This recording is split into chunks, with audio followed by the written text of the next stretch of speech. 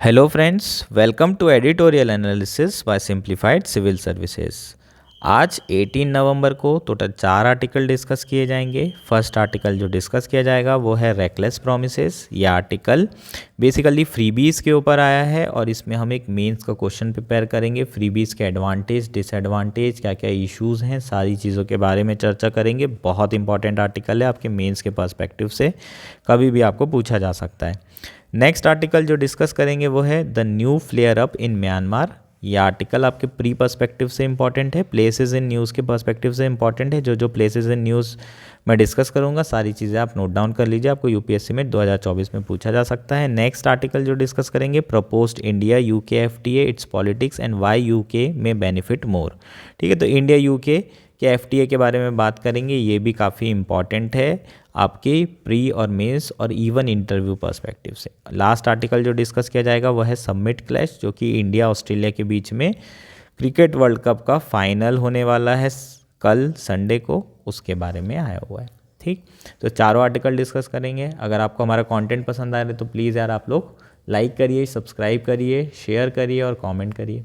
ठीक है, और आइए शुरू करते हैं हमारा एनालिसिस। हमारा फर्स्ट आर्टिकल है रेकलेस प्रॉमिसेस। ये आर्टिकल इंडियन एक्सप्रेस में आया है। GS2 मेंस पॉलिटी के पर्सपेक्टिव से बहुत इंपॉर्टेंट है।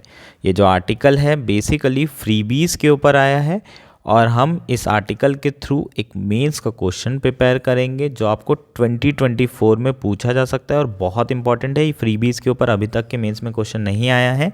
यूपीएससी में 2024 में इसलिए भी पूछा जा सकता है क्योंकि 2024 में लोकसभा इलेक्शन भी होंगे, उस समय भी जो है ये प्रॉमिसेस किए जाएंगे, उस समय भी रेवड़ी बांटी जाएगी और उस समय दोबारा से ये चीज़ें न्यूज़ में होगी, तो आपको मेंस में पूछा जा सकता है। तो एक अच्छे से अपन तैयार कर लेते हैं, फ्रीबीज का एडवांटेज क्या है, डिसएडवांटेज क्या है, क्रिटिकली एग्जामाइन कर लेते हैं इस आर्टिकल के थ्रू। अभी क्यों न्यूज़ में आए? 5 स्टेट में इलेक्शन चल रहे हैं, 3 दिसंबर को रिज़ल्ट आने वाला है उसका। मेरे जो स्टेट है मध्य प्रदेश, वहाँ पर भी कल ही जो है कंप्लीट हुए हैं इलेक्शन और वहाँ पर जो प्रॉमिसेस किए गए हैं उसका अगर मैं बताऊँ तो प्रॉमिसेस कभी पूरे हो नहीं सकते, इतने ज़्यादा पॉपुलिस्टिक प्रोमिसेस हैं, शॉर्ट टर्म प्रोमिसेस हैं।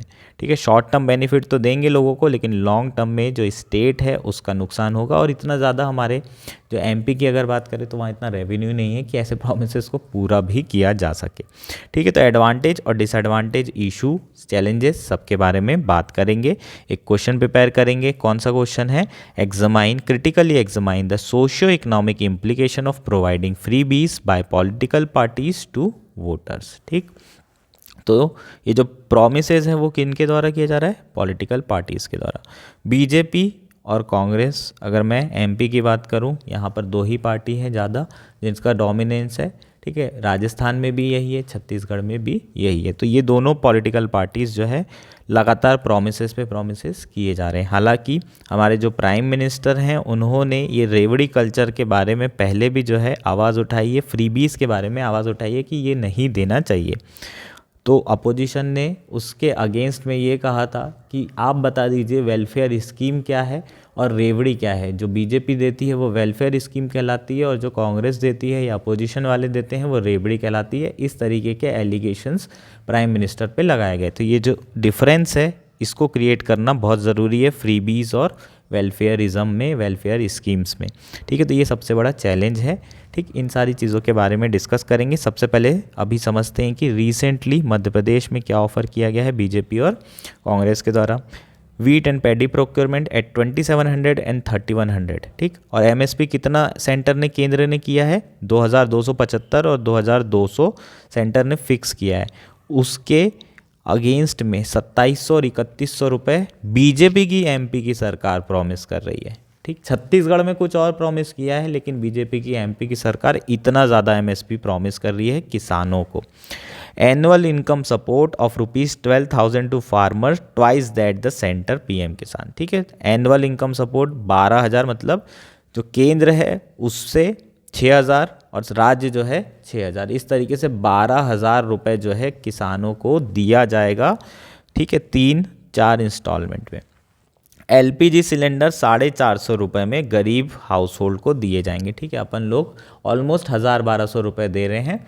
ठीक है, तो गरीब पुअर हैं और उनसे अबो एक होता है बीपीएल, बिलो पॉवर्टी लाइन, और एपीएल। एपीएल और बीपीएल के में ज़्यादा डिफरेंस होता नहीं, तो एपीएल को भी तो ज़रूरत है 450 में। तो बेसिकली ये सब जो मूव्स हैं बहुत ही ज़्यादा पॉपुलिस्टिक मूव हैं, ठीक है। This are the assurance in BJP poll manifesto for Madhya Pradesh and Rajasthan, ठीक है। और मोदी जी की फ़ोटो लगा के इसे गारंटी के रूप में दिखाया जा रहा है। और जो कांग्रेस है वो उससे भी बढ़कर है, उन्होंने जो है लोन, फ्री लोन वेवर देना, ठीक है। फ्री मतलब जो फार्म लोन है उसे वेव करने की बात की है। जो भी किसानों के लोन है उसका जो इंटरेस्ट होगा उसको माफ़ कर दिया जाएगा। 100 यूनिट की फ्री इलेक्ट्रिसिटी दे रहे हैं। 3,000 रुपये मंथली अलाउंस है अनएम्प्लॉयड यूथ को, है ना। तो मध्य प्रदेश में रहने वाले जो अनएम्प्लॉयड लोग हैं उनके लिए खुशी की बात है, 3,000 रुपये महीने का मिलेगा। तो बीजेपी भी से ज़्यादा पीछे ये नहीं है रेवड़ी बांटने में। तो ये दोनों, अब इसमें यही बात आती है कौन सी रेवड़ी है और कौन सी वेलफेयर स्कीम, तो ये कहना बहुत मुश्किल है, ठीक है। तो इस तरीके की चीज़ें ऑफर की जा रही है।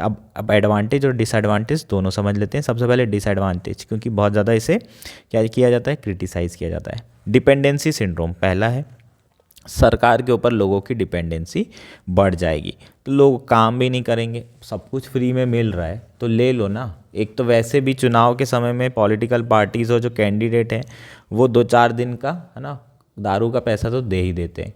उसके अलावा 1 महीने का, है ना, इधर उधर का 500 रुपये पर घर पर पर्सन के हिसाब से बांट ही रहे हैं। तो खूब पैसा बट रहा है इलेक्शंस में, तो लोगों को वो तो मिल ही रहा है। उसके अलावा प्रोमिसेस भी मिल रहे हैं। और अगर सारी चीज़ें सरकार जो है देने लग जाए इलेक्शन मैनिफेस्टो के थ्रू, जो कि फ्रीबीज है, तो लोगों को काम करने के लिए प्रोत्साहित कैसे करेंगी, है ना। हमें कभी भी, अगर आप किसी भी इंसान को, बहुत गरीब है, अगर वो आपके पास आता है कि उसे पैसा दे दो, अगर आप उसे मछली पकड़ना सिखा दो तो वो कैपेबल हो जाएगा कल के खाने के लिए भी। अगर आप उसे आज मछली दे देते हो, आपके पास मछली है, आपने दे दी, उसे फिश दे दी, तो वो आज तो भूखा नहीं रहेगा, लेकिन कल फिर उसे भीख मांगनी पड़ेगी। तो हमेशा लोगों को क्या करना है, मछली पकड़ना सिखाने पे फोकस करना है। सरकार का काम भी यही है, लोगों को क्या बनाना, सशक्त बनाना, कि वो अपना जो है पालन पोषण, अपने परिवार का पालन पोषण खुद कर सकें।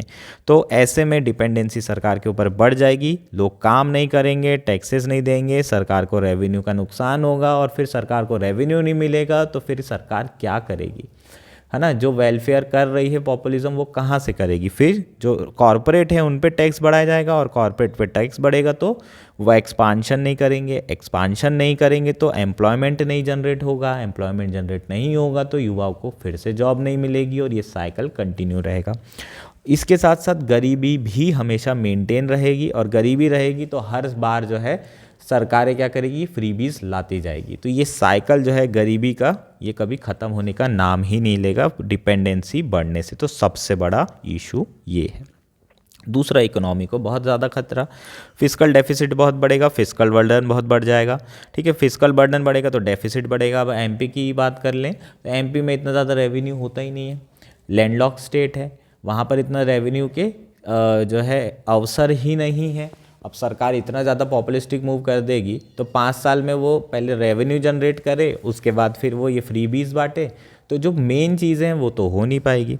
तो डेफिसिट बहुत ज़्यादा बढ़ जाएगा। डेफिसिट बढ़ने से जो भी फ्रीबीज बांटते हैं ये इन्फ्लेशनरी नेचर की होती, तो इन्फ्लेशन बढ़ेगा तो कंज्यूमर, जो लोकल कंज्यूमर है उनको भी हर्ट होगा। फिस्कल डेफिसिट बढ़ेगा तो डेप्रिसिएशन बढ़ेगा एंड ऑल। डेप्रिसिएशन बढ़ेगा तो, है ना, जो भी नुकसान होता है डेप्रिसिएशन बढ़ने से वो सारे नुकसान होंगे। डेप्रिसिएशन बढ़ने से इन्फ्लेशन भी बढ़ता है, तो वो सारी चीज़ें होंगी, वो हम कई बार डिस्कस कर चुके हैं, ठीक है। तो ये पूरी चीज़ें आपको लिखनी होगी।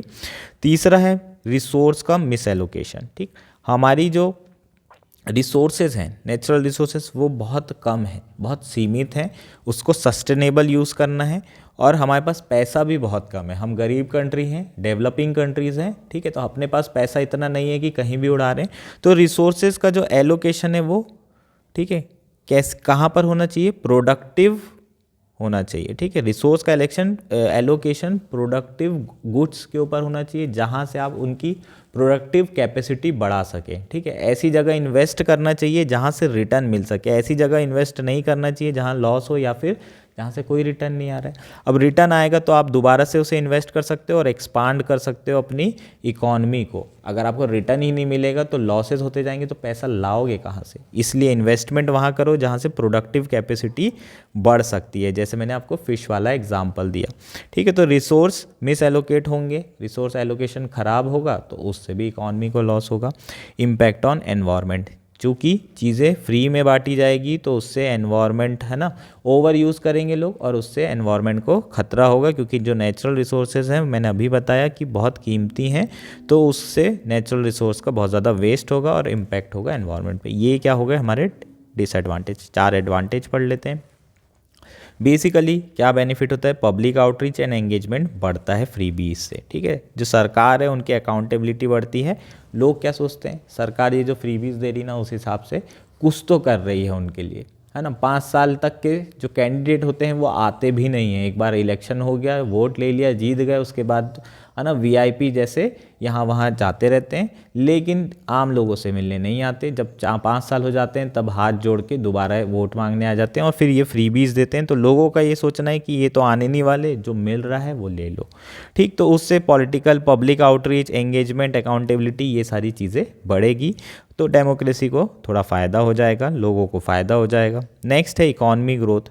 इकॉनमी ग्रोथ भी होती है, जैसे कि मान लीजिए लैपटॉप आपने सभी लोगों बच्चों को दिया, तो लैपटॉप बढ़ने से लेबर की प्रोडक्टिविटी बढ़ेगी, है ना, वो कुछ काम कर पाएगा और कुछ काम करने से जो ग्रोथ होगी वो कंट्रीब्यूट कर पाएगा नेशनल ग्रोथ में, इकॉनमी ग्रोथ में। ठीक, social welfare, for example bicycle, लड़कियों को फ्री में बाइसिकल बांटने से ड्रॉप आउट रेट जो है कम हो रहे हैं। क्यों? क्योंकि लड़कियों को बहुत दूर ट्रैवल करने जाना पड़ रहा है। बच्चों को अगर बाइसिकल बांटने से, लड़कों को भी इंक्लूडिंग लड़कियों को भी, गांव के अगर दूर दूर तक के उनके स्कूल हैं तो वहाँ जाने के लिए अगर बाइसिकल दे दी जाए तो सोशल वेलफेयर बढ़ता है और जो drop out, school drop out rate है वो नहीं हो रहे हैं। तो इस तरीके की फ्री भी फ़ायदा भी करती है।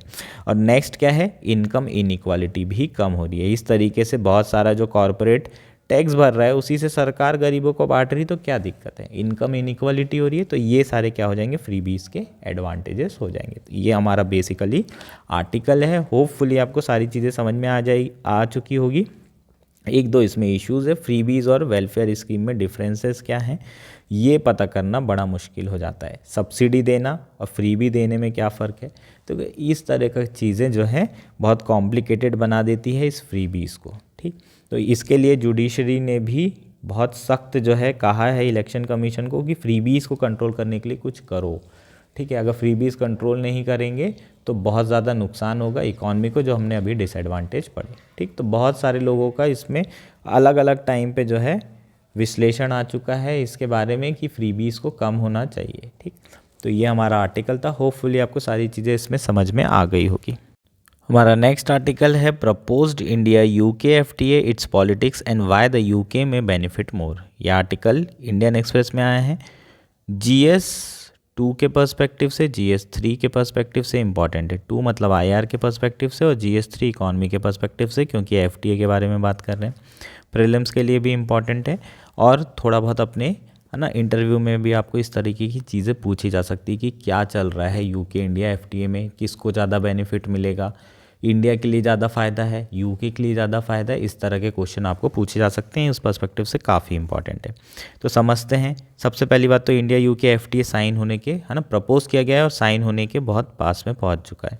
ठीक, ऐसा इतना ज़्यादा यूके ईगर क्यों है इसे साइन करने के लिए? ठीक है, यूके बहुत ज़्यादा लगा हुआ है और दोनों सेम पेज पे आना चाहते हैं, ताकि जो फ्री ट्रेड एग्रीमेंट हो जिसमें, है ना, ऑलमोस्ट ज़ीरो टैरिफ हो जाता है दोनों कंट्रीज़ के बीच में, उसका बेनिफिट बहुत ज़्यादा मिले।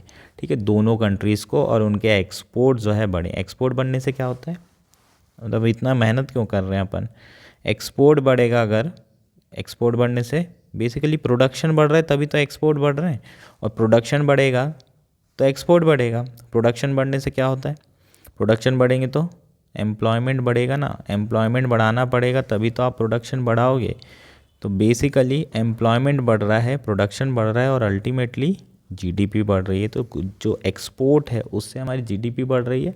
हम पहले सिर्फ इंडिया के लिए प्रोड्यूस कर रहे थे, अब पूरे दुनिया के लिए प्रोड्यूस कर रहे हैं, यूके के लिए भी प्रोड्यूस कर रहे हैं, तो इंडिया की जीडीपी बढ़ेगी, इकोनॉमिक ऑफ स्केल अचीव होगा, कॉस्ट कम होगी, टोटल हमारे गुड्स की सर्विसेज की चीपर होंगे, और इंडिया को और ज़्यादा प्रॉफिट मार्जिन भी बढ़ेगा, बेनिफिट्स होंगे एम्प्लॉयमेंट में, जीडीपी में और अनेक तरह के। इसलिए एक्सपोर्ट बढ़ाने के लिए ये फ्री ट्रेड एग्रीमेंट किया जाता है। फ्री ट्रेड एग्रीमेंट में क्या होता है, टैरिफ ऑलमोस्ट ज़ीरो हो जाते हैं, तो जितना प्राइस रहेगा इंडिया में 100 रुपये का गुड है तो 100 रुपये का यूके में बिकेगा, ठीक।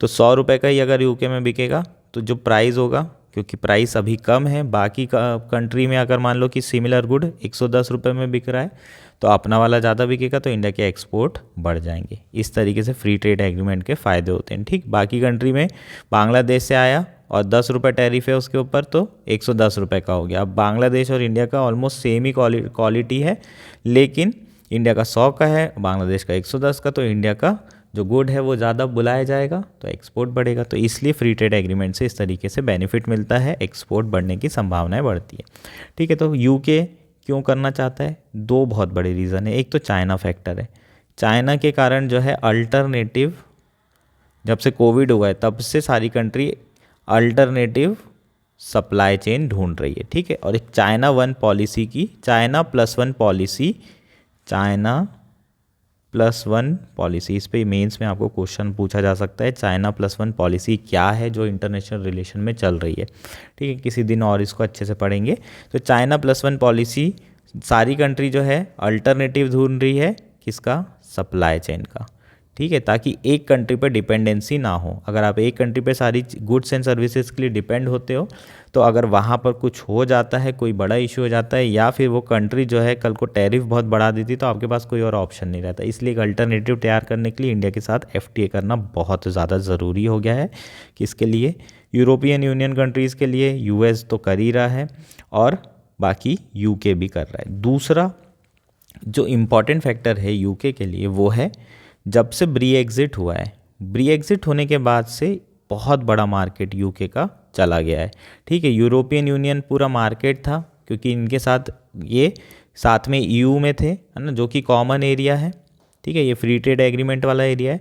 तो इतना बड़ा मार्केट इनका चला गया जो कि जीरो टैरिफ का था। अब इतनी बड़ी मार्केट इनको कौन दे सकता है, सिर्फ और सिर्फ इंडिया दे सकता है, जहाँ 150 करोड़ लोग, ठीक है, क्या है, एज अ जो है कंज्यूमर हैं, ठीक है। तो 150 करोड़ जनता कंज्यूमर है, तो इतने लोगों की डिमांड पूरी करना चाहता है कौन, यूके। अगर फ्री ट्रेड एग्रीमेंट हो जाएगा तो उनके जो एक्सपोर्ट होंगे वो भी बढ़ेंगे, ठीक है। तो ये दो फैक्टर है, लेकिन जो सबसे बड़ा इशू फंस रहा है वो सर्विस सेक्टर का है।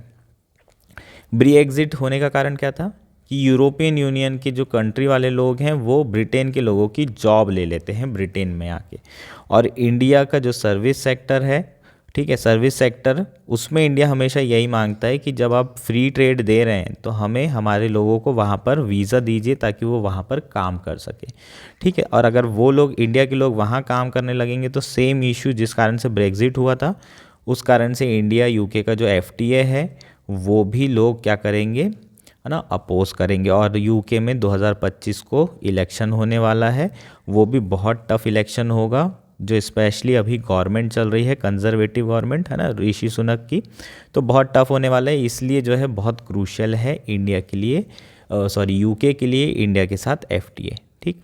इंडिया को भी गेन होगा, कैसे गेन होगा, इंडिया का जो लेबर इंटेंसिव सेक्टर है, अपैरल है, जेम्स एंड ज्वेलरी है, वो बहुत ज़्यादा उसका मार्केट कुछ लास्ट 5 सालों में गिर गया है। इंडिया का जो टेक्सटाइल एक्सपोर्ट है वो भी 10% तक का जो है टैरिफ उसमें लगाया जाता है यूके के द्वारा। बांग्लादेश के लिए ये 0% है, बांग्लादेश लीस्ट डेवलपिंग कंट्री में आता है, इसलिए उनको 0% लगाते हैं। अगर ये एफटीए हो जाता है तो इंडिया जो है बांग्लादेश के पार पे आ जाएगा, और जो कंपटीशन होगा बांग्लादेश के साथ वो बढ़ जाएगा। इंडिया की जो टेक्सटाइल इंडस्ट्री है वो रिवाइव हो सकती है ना। इंडिया की टेक्सटाइल इंडस्ट्री काफ़ी समय से बहुत ज़्यादा स्ट्रेस में है, क्योंकि इंडिया को बहुत ज़्यादा टैरिफ हो रहा है, देना पड़ रहा है, और जितनी भी लीस्ट डेवलपिंग कंट्रीज़ है लाइक बांग्लादेश, वियतनाम, इनको ज़्यादा बेनिफिट मिल रहा है और इंडिया कंपटीशन से बाहर हो जा रहा है। इंडिया के एक्सपोर्ट बहुत कम हो गए हैं, इसलिए सारी टेक्सटाइल जो इंडस्ट्री है उसको बहुत सफ़र करना पड़ रहा है। अब इससे इंडिया की जो टेक्सटाइल इंडस्ट्री है वो रिवाइव हो सकती है। हालांकि जो ब्रिटिश पार्लियामेंट है उन्होंने बताया है कि अगर ऐसा करते हैं तो बांग्लादेश जैसी कंट्री के ऊपर बहुत ज़्यादा स्ट्रेस आ सकता है, जो कि लीस्ट डेवलपिंग कंट्री है। हालांकि इससे जो होने वाला फ़ायदा है वो यूके को ज़्यादा होगा। क्यों होगा? क्योंकि इंडिया जो है यूके इंडिया के गुड्स पे 4.2% ऑन एन एवरेज टैरिफ लगाता है, और इंडिया यूके के गुड्स पे 14.6% टैरिफ लगाता है। ठीक है, तो इंडिया जो है generally Scotch whisky, wines, cars, ये सारे जो एक्सपोर्ट करता है ब्रिटिश, ये सारे लग्जरी गुड है, और इन लग्जरी गुड पे बहुत ज़्यादा टैक्सेस लीवी करते हैं, बहुत ज़्यादा कस्टम जो है लगाया जाता है इंडिया के द्वारा। इंडिया जो है क्या एक्सपोर्ट करता है? इंडिया छोटी मोटी चीज़ें एक्सपोर्ट करता है, ऐसे ज़्यादा बड़ी बड़ी चीज़ें एक्सपोर्ट नहीं करता है। ठीक है, तो ज़्यादा बेनिफिट किसको होगा? अगर ये ज़ीरो हो जाता है तो 14% से, तो इंडिया को कम बेनिफिट होगा, यूके को ज़्यादा बेनिफिट होगा। ठीक है, नॉन टैरिफ बैरियर्स क्या होते हैं? जो कि कस्टम ड्यूटी के फॉर्म में नहीं होते हैं, दूसरे अलग अलग फॉर्म में होते हैं, जैसे कि कोटा हो गया। मैं आपको कोटा के बारे में पहले भी समझा चुका हूँ। इसके अलावा रेगुलेशंस हो गए, स्टैंडर्ड हो गए, टेस्टिंग हो गई, certification, pre shipment inspection that are aimed at protecting human, animal और plant health and the environment. ठीक है, तो ऐसे कई सारे इन लोग बहुत सारे रेगुलेशन, स्टैंडर्ड्स बना देते हैं कि आपके यहाँ से जो फसल निकली है उसमें पेस्टिसाइड कंटेंट इससे ज़्यादा नहीं होना चाहिए, अगर है तो हम आपको जो है जितना भी एग्री एक्सपोर्ट होगा उसको रिजेक्ट कर देंगे। ये क्या है? ये सब नॉन टैरिफ बैरियर्स हैं। ठीक है, टैरिफ बैरियर मतलब जो टैक्स लगा दिया, अगर टैक्स बढ़ा दोगे तो एक्सपोर्ट ऑलरेडी कम हो जाएगा। दूसरे नॉन टैरिफ बैरियर होते हैं जिसमें टैक्स तो नहीं लगा रहे हैं लेकिन दूसरे तरीके से एक्सपोर्ट को कम किया जा रहा है। ये नॉन टैरिफ बैरियर्स भी जो है रिड्यूस हो जाएंगे, जिसका इंडिया को बहुत ज़्यादा फ़ायदा मिलेगा, स्पेशली एग्री एक्सपोर्ट्स में, क्योंकि ये जो टेस्टिंग वगैरह है ये सारी चीज़ें थोड़ी हल्की हो जाएगी, ये जो सारे नॉर्म है थोड़े हल्के हो जाएंगे, इससे इंडिया को बेनिफिट मिलेगा। एक इशू अभी भी बना हुआ है इंडिया यूके एफटीए में, वो क्या है? Carbon tax. यूके भी कार्बन टैक्स इम्पोज करने वाला है, जिससे इंडिया के जितने भी गुड्स होंगे एक्सपोर्ट करने वाले, उनमें जो टैक्स है वो बहुत ज़्यादा बढ़ जाएगा, टैरिफ ज़्यादा बढ़ जाएगा। तो बेसिकली कार्बन टैक्स के क्या इम्प्लीकेशन होते हैं इसको हमें जानना पड़ेगा। जो अभी एफटीए प्रपोज किया है उसमें यही सारी चीज़ें नेगोशिएट की जा रही है। ठीक है, बेसिकली यूके ये टैक्स क्यों लगाना चाहता है? Aim to reduce dependency on Russian energy import. ठीक है, रशिया के जो एनर्जी इंपोर्ट हैं उस पर डिपेंडेंसी कम करने के लिए कार्बन टैक्स लगा रहा है। ईयू ने भी सिमिलर टाइप का जो है टैक्स प्रपोज किया है, कार्बन बॉर्डर एडजस्टमेंट मैकेनिज्म। ये भी आपको याद रखना है, carbon border adjustment mechanism initiative is launched by which. ठीक है, ऐसे करके आ सकता है, EU, US, India, Japan, 4 option आ सकते हैं। ये बहुत इंपॉर्टेंट है, कार्बन बॉर्डर एडजस्टमेंट मैकेनिज्म। ठीक है, ये भी टैक्स है, कार्बन टैक्स, ये it's a kind of carbon tax, ये आपको याद रखना है, ईयू ने इसे लगाया हुआ है, बहुत इंपॉर्टेंट है। ठीक, नेक्स्ट आर्टिकल है हमारा the new flare up in Myanmar. ये आर्टिकल इंडियन एक्सप्रेस में आया है और आपके मेंस पर्सपेक्टिव से उतना ज़्यादा इम्पॉर्टेंट तो नहीं है, लेकिन प्री पर्सपेक्टिव से बहुत ज़्यादा इम्पॉर्टेंट है। इस आर्टिकल में हम प्लेसेस इन न्यूज़ के बारे में बात करेंगे। ये आपको पूछा जा सकता है यूपीएससी प्रीलिम्स में, प्रीलिम्स के पर्सपेक्टिव से काफ़ी इम्पॉर्टेंट है, मेंस के पर्सपेक्टिव से भी इम्पॉर्टेंट है, क्योंकि थोड़ा बहुत आपको जानकारी होना चाहिए कि म्यांमार में क्या हो रहा है। अगर आपको रिलेशन पूछे जाते हैं इंडो म्यांमार के, तो आपको जानकारी रहेगी कि म्यांमार क्या फेस कर रहा है इस वक्त, तो आप आसानी से जो है अपना आंसर लिख सकते हैं, है ना। हमें थोड़ा बहुत बैकग्राउंड तो पता ही है। फरवरी 2021 को म्यांमार में दोबारा से कूप हो गया था। 2015 में इलेक्शन हुए थे, 2020 में इलेक्शन हुए थे, जो सरकार बन रही थी उसको बनने नहीं दिया गया मिलिट्री के द्वारा और दोबारा से कूप कर दिया गया। ठीक है, तो फाइनली जो है म्यांमार बड़े मुश्किल से 2010 में तो डेमोक्रेसी बना था मिलिट्री के रूल से निकल करके, और वापस 2021 में वही सिचुएशन आ गई है। आर्टिकल शुरू करते हैं। The ministry of external affair express deep concern over the ongoing fighting in the Rikhawdar area in Myanmar Chin state close to the border with India opposite Zokhawthar in Mizoram which has led to Myanmar's national crossing to Indian side। तो basically रिखावदार area जो कि ये है, जो कि Myanmar में है, यहाँ पर बहुत ज़्यादा कन्फ्लिक्ट हो रहा है रेजिस्टेंस फोर्सेस के बीच में और जुंता मिलिट्री के बीच में। अब यहाँ पर जो कन्फ्लिक्ट हो रहा है उससे जो आम नागरिक हैं म्यांमार के, वो इंडिया साइड में जा रहे हैं और इंडिया में माइग्रेंट्स जो है धीरे धीरे बढ़ रहे हैं। किस साइड में? ये जो दिख रहा है ज़्वाखाथर एरिया में, जो कि मिज़ोरम में है। ठीक है, तो बहुत ज़्यादा इंडिया साइड में क्रॉसिंग बढ़ गई है बॉर्डर के तरफ। ठीक है, कौन से एरिया में? ज़्वाखाथर एरिया में। और बड़ा ही चिंता की बात है, ये डीप कंसर्न किसने व्यक्त किया है? हमारे जो मिनिस्ट्री ऑफ एक्सटर्नल अफेयर हैं, मिनिस्टर हैं, उन्होंने। ठीक है, Myanmar has been in flame ever since the military seize power in February 1, 2021। ठीक है, तो 2021 में कूप हुआ था, उस समय से म्यांमार जल रहा है। The day the new parliament elected after the November 2020 election was to convene. The ethnic or armed organization have joined armed civilian group called PDF, People Defense Forces, allied with the country's self-declared National Unity Government in exile to take on military. Basically बहुत सारे arm forces, civilian arm forces बन गई है। ठीक है, जो कि pro democratic forces हैं।